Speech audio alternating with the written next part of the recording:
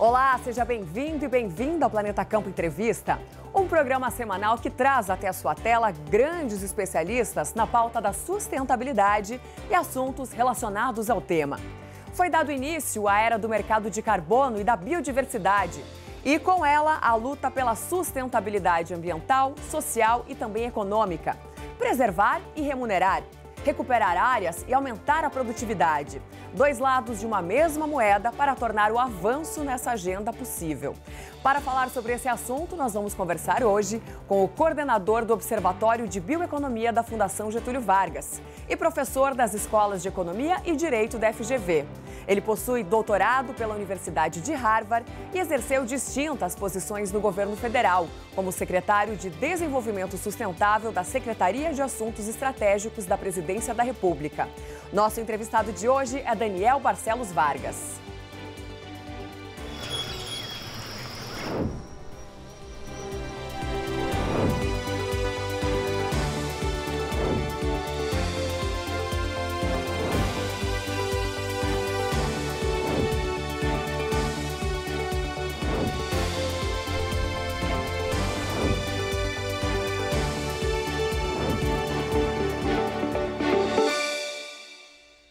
Está no ar mais um Planeta Campo Entrevista, hoje conversando com Daniel Vargas, coordenador do Observatório de Bioeconomia da FGV.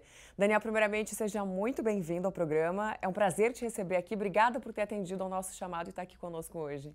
Eu que agradeço, é um prazer voltar a falar com vocês. Maravilha. Vamos falar então de todos esses assuntos aí que estão na mira, do Brasil nesse momento de extrema importância.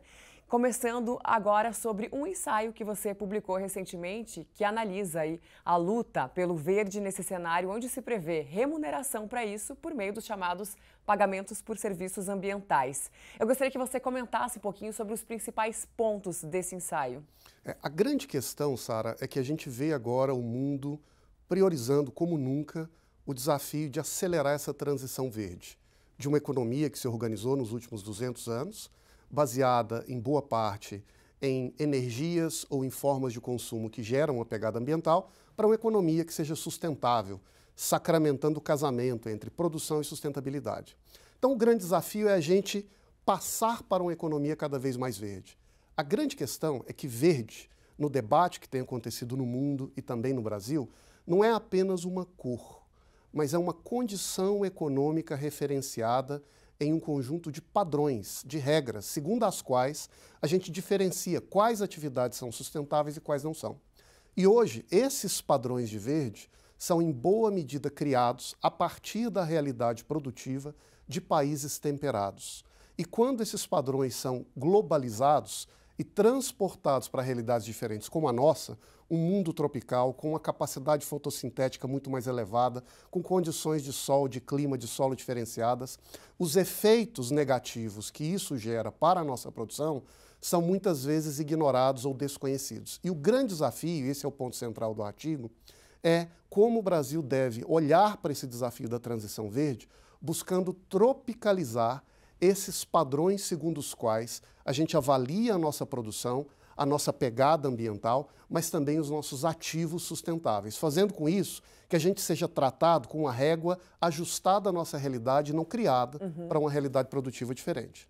Agora, essa bioeconomia, a questão da tropicalização do Brasil, todo esse cenário que a gente tem de clima, de solo, a gente já superou aí muitos desafios e agora a gente consegue ver oportunidade em tudo isso, Daniel? É verdade. Eu acho que nós brasileiros, os produtores, as pessoas que lidam com o agro, com a bioenergia, com a floresta, já sabem dos nossos potenciais, dessa riqueza disponível no país. Mas tem um ponto aqui, Sara, que ainda precisa ser superado. Como fazer com que essa riqueza viva e reconhecida pela nossa produção tenha valor econômico? Não basta ser verde, tem que ter um ativo econômico que reconheça o preço desse ativo, desse reconhecimento que a gente já tem na prática. E muitas vezes essa tradução ela não é automática, ela ainda não foi concretizada. E aqui eu dou um exemplo de como isso pode ser importante ou significativo para nós. O mundo tem uma preocupação imensa com a descarbonização das diversas atividades produtivas, entre elas a produção de carne ou a pecuária. E hoje, um dos elementos-chave dessa descarbonização na pecuária é conter as emissões de metano, já que o processo de digestão do boi elimina o metano. A métrica de referência utilizada no mundo hoje para a gente medir o que é essa pegada de carbono ou de emissões na pecuária, ela foi criada olhando para a realidade diferente, em particular para a produção de petróleo. E quando uma petroleira tira o petróleo do chão, esse metano que estava ali estocado na terra vai para o ar, daí a 10 anos vira CO2 e fica por 100 ou 1000 anos provocando aquecimento global. Mas no caso do biometano, esse metano da pecuária, a realidade é diferente. Porque o boi, no fundo, ele é um filtro que recicla um CO2 que estava na atmosfera, é capturado pela fotossíntese da planta, alimentado pelo boi, que depois vai gerar um metano, que daí a 10 anos volta a ser o mesmo CO2 que já estava na atmosfera antes. Porém, a métrica segundo a qual a gente mede essa pegada no setor pecuário não reconhece esse diferencial. E o efeito disso é olhar para a pecuária como vilã, em vez de olhar para ela como uma oportunidade, se bem conduzida, com práticas sustentáveis, combinados com outras atividades produtivas no local, de ser, na verdade, um sumidouro de carbono, contribuindo para o clima e não causando problema. Então, esses diferenciais precisam ser reconhecidos e tratados. Isso passa por uma decisão científica e política, de olhar para a nossa realidade de uma maneira talvez um pouco mais rigorosa e mais precisa. Você acha que essa é uma das prioridades do governo? O que é que seria preciso para a gente avançar mais nesse assunto? Nós temos visto diversas lideranças do governo nos últimos meses afirmando o valor da sustentabilidade, do combate ao desmatamento, da produção sustentável, como princípios e diretrizes-chave para esse novo governo. Na prática, no entanto, parece que ainda faltam políticas ou ações que traduzam, na realidade, como se espera que isso seja feito. Não está claro, nesse momento ainda, exatamente quais serão as ações adotadas pelo governo para que esse potencial bioeconômico disponível no Brasil, com 60% da sua área florestada ainda em estado natural, porém sem um reconhecimento econômico, com uma agricultura com múltiplas safras e, portanto, com um potencial de competitividade, sustentabilidade muito maior do que no mundo temperado, porém ainda vista como desmatadora, com uma pecuária com a capacidade imensa de gerar carne e, portanto, alimento para o mundo, combinando com a recuperação de áreas degradadas e de pasto, porém sem um reconhecimento nesse chamado mercado de carbono. Tudo isso é matéria-prima para uma política nacional que trate a bioeconomia como uma estratégia de desenvolvimento, agregação de valor e reindustrialização nacional. Mas falta ainda saber como exatamente essa estratégia será encaminhada pelo governo e pelo país. Aguardemos. Daniel, aproveitando esse gancho, eu vou chamar uma pergunta externa que a gente tem, que hoje vem do Gustavo Espadotti, chefe geral aí da Embrapa Territorial, para você, exatamente sobre esse assunto que a gente está falando, bioeconomia. Vamos acompanhar no telão. Bom, minha pergunta para o meu amigo Daniel Vargas, da FGV, é: como você tem olhado a bioeconomia e qual você acha que é a bola da vez? Onde o produtor rural brasileiro pode mais se beneficiar com essa bioeconomia que tem cada vez mais crescido no nosso país? Pergunta interessante essa, né? Aproveito também para agradecer ao Gustavo Espadotti pela pergunta e passo a bola para você. Maravilha. Obrigado, Gustavo, pela pergunta. A bioeconomia é um desafio em construção, mas já existem alguns frutos maduros que já podem começar a ser colhidos. Eu vou destacar aqui 2 ou 3. O primeiro deles é o setor de energia limpa. O Brasil já tem uma matriz energética sustentável muito mais competitiva do que o mundo lá fora. Isso exemplar, significa né? Exemplar. Isso significa custo de energia mais barato. Isso significa atração para investimentos externos, para gerar aqui produtos, bens e serviços a um valor competitivo em relação ao mercado internacional. Ainda em relação a esse tema, um desdobramento. Dentre o campo das energias limpas, a produção da bioenergia e do etanol é uma fronteira imensamente promissora. Dado que o mundo hoje está carente de fontes alternativas, ainda dependente do carvão, do petróleo, e não quer investir em nuclear, e a nossa tecnologia, a nossa história, a nossa capacidade de produção de etanol e de outros biocombustíveis já estabelecida ao longo dos últimos anos, abre uma fronteira para a gente expandir isso, aproveitando a área que a gente possui, agregando tecnologia e valor e gerando, portanto, uma energia que seja competitiva, útil, que gere emprego e renda e desenvolvimento no Brasil. Terceiro campo, nós temos um imenso maciço florestal que é admirado e reconhecido pela sua biodiversidade, porém, isso ainda não tem um preço econômico reconhecido. Mas nós sabemos que há esforços no Brasil e fora de olhar para essa biodiversidade não apenas como um ativo verde, mas um ativo econômico. E esse pode ser um campo que gere para nós uma fonte de renda que nos apoie na proteção da floresta para garantir a sua preservação. Sempre olhando com muito cuidado para a floresta, a meu ver, sabendo que é importante protegê-lo, isso é decisivo para nós, mas nós não vamos desenvolver o Brasil apenas com comando e controle e com preservação de maciço florestal. O desenvolvimento e a bioeconomia devem vir e focar na geração de tecnologia, inovação, emprego e renda. E eu acho que aqui tem alguns campos que o Brasil tem enormes condições, ótimas condições de prosperar no futuro. Maravilha. Daniel, eu vou chamar mais um dos nossos quadros que a gente tem aqui no Planeta Campo Entrevista, que a gente chama de nuvem de tags, onde aparecem aqui vários termos relacionados a essas questões que a gente está conversando, de sustentabilidade, ESG. E aí, dentro desses termos, eu vou pedir para você escolher um deles e me dizer por que você o escolheu. Estão aparecendo aqui na tela. Todos são imensamente importantes, a minha vontade é de abordar cada um deles. Poderíamos. Mas eu vou falar sobre mercado de carbono, eu vou escolher o tema do mercado de carbono. Nós sabemos que o mercado de carbono é um instrumento poderoso que está ganhando forma no mundo e que nos permite precificar esses serviços ambientais. Olhar para eles, portanto, como uma parte da economia, como parte do modelo de negócio das empresas e dos projetos de desenvolvimento dos países. Porém, o nosso mercado de carbono ainda não está propriamente constituído. Isso tem algumas consequências para nós.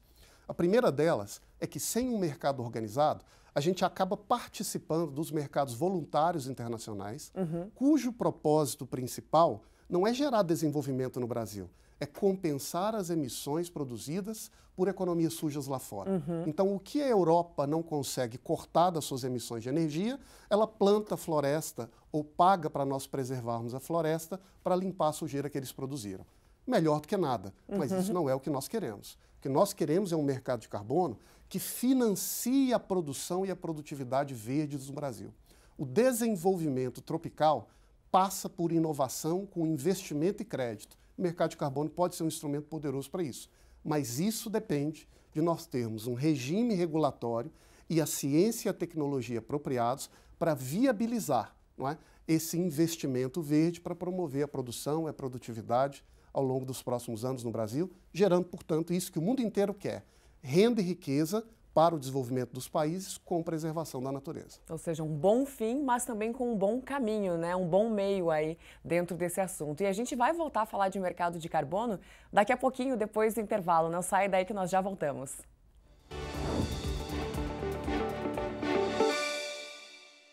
Planeta Campo está de volta, hoje conversando com o Daniel Vargas, do Observatório de Bioeconomia da Fundação Getúlio Vargas. E a gente comentava, né, no bloco anterior sobre a questão do mercado de carbono no Brasil. Na sua opinião, aí, quais que são as perspectivas e os desafios que o país tem hoje dentro desse cenário? A gente teve recentemente, inclusive, a aprovação da MP 1151, né, de 2022, no final do ano passado. E eu queria entender o quanto que ela ajuda, que ela contribui para esse contexto aí do mercado de carbono nacional e o quanto que ainda precisa ser feito com outras medidas provisórias, né, em termos de legislação, para que a gente realmente possa avançar e o Brasil ter isso como uma oportunidade. Claro. Eu acho que essa MP, que foi aprovada no final do ano passado, Sara, ela dá um passo relevante para o governo poder fazer editais de concessão de maciços florestais, convidando o setor privado a utilizar aquela área e ali criar projetos de desenvolvimento de crédito de carbono. Então, dentro do governo, nós costumamos dizer que o cidadão, na verdade, ele é livre para fazer qualquer coisa até que a lei proíba. No caso do governo é o contrário. Ele só pode agir desde que haja uma autorização legal.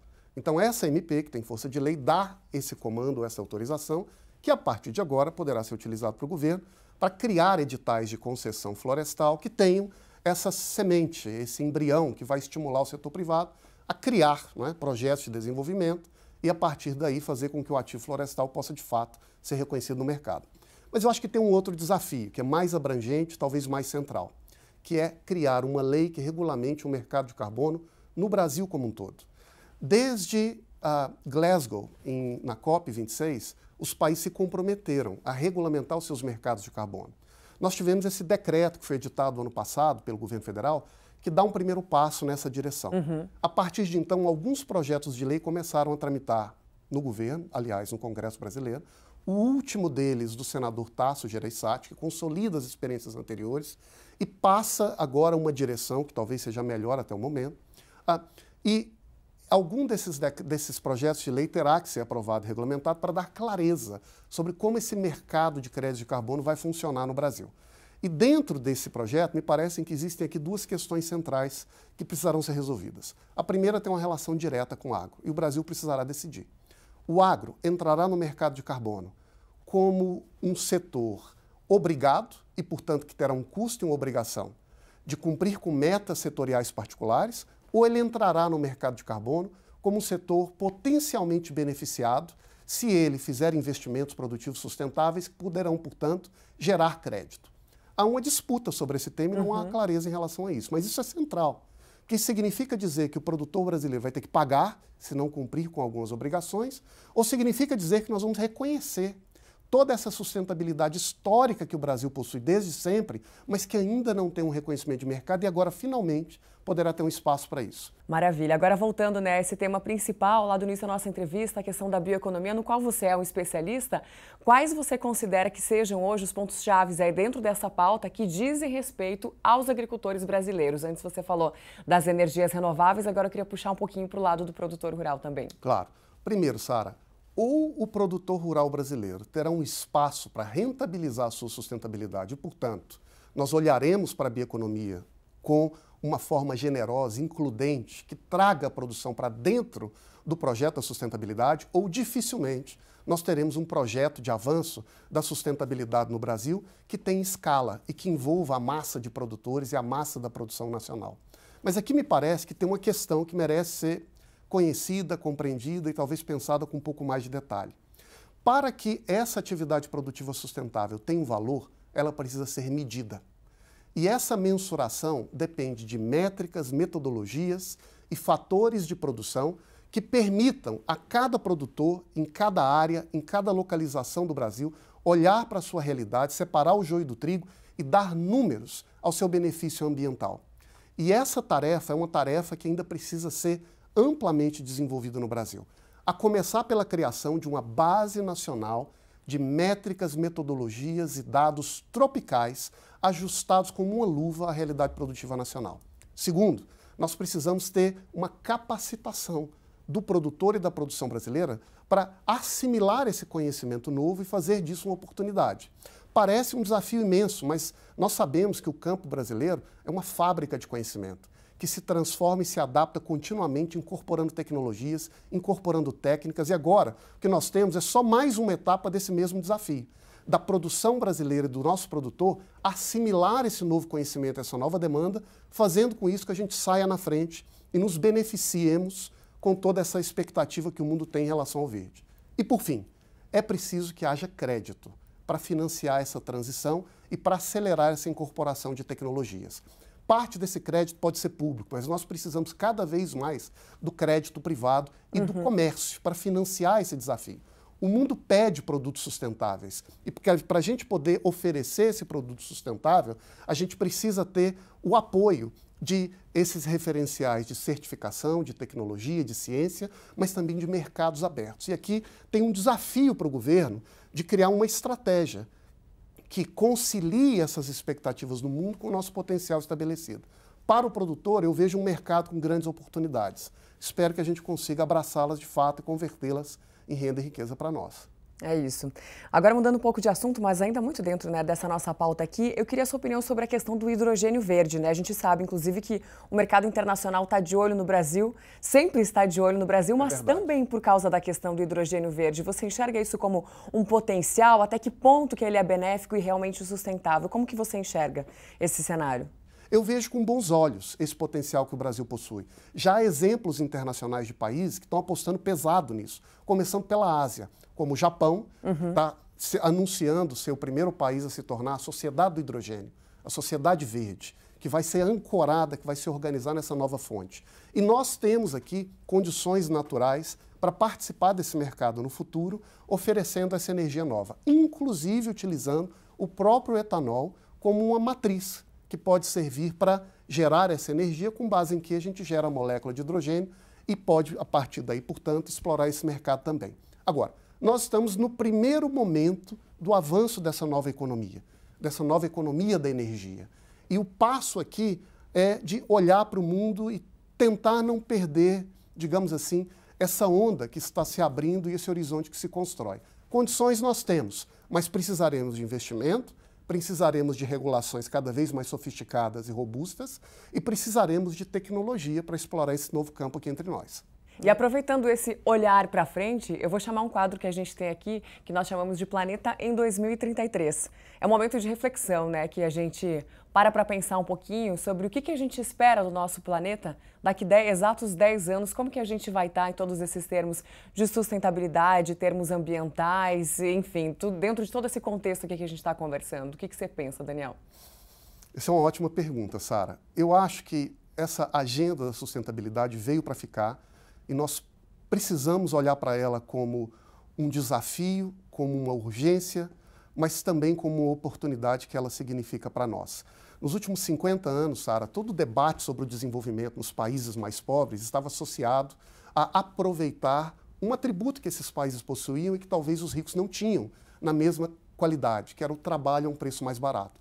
Fábricas migraram do mundo rico para a China, para a Coreia do Sul, para a Malásia, para o Vietnã, buscando um custo mais barato da produção associado ao trabalho. O novo diferencial que o mundo em desenvolvimento hoje possui, em particular o Brasil, não é o trabalho barato, é o fator verde. É o fato de nós termos aqui uma riqueza tropical de biodiversidade, de clima, de solo, de energia que o mundo não possui. Então, nós, daqui a 10 anos, eu espero, podemos construir no Brasil o primeiro grande exemplo no mundo de um país altamente preservado, com a maior biodiversidade do mundo, com um dínamo de produção de alimentos que contribui para o combate à fome no planeta e com a maior sustentabilidade e riqueza. É isso que eu espero, eu acho que essa é a oportunidade que o Brasil precisa abraçar e eu acho que é isso que o mundo espera de nós. Espero voltar a conversar com você daqui a 10 anos e a gente olhar para o Brasil e falar, deu certo, isso realmente aconteceu. Daniel, muito obrigada pela sua participação aqui no programa, é sempre um prazer imenso falar com você, obrigada aí pela troca e por ter vindo aqui também nos nossos estúdios. Eu que agradeço, sempre um prazer falar com vocês. Maravilha. Assim a gente encerra então mais um Planeta Campo Entrevista e lembrando que de segunda a sexta tem também o Planeta Campo ao vivo aqui na tela do Canal Rural. Até mais, tchau, tchau.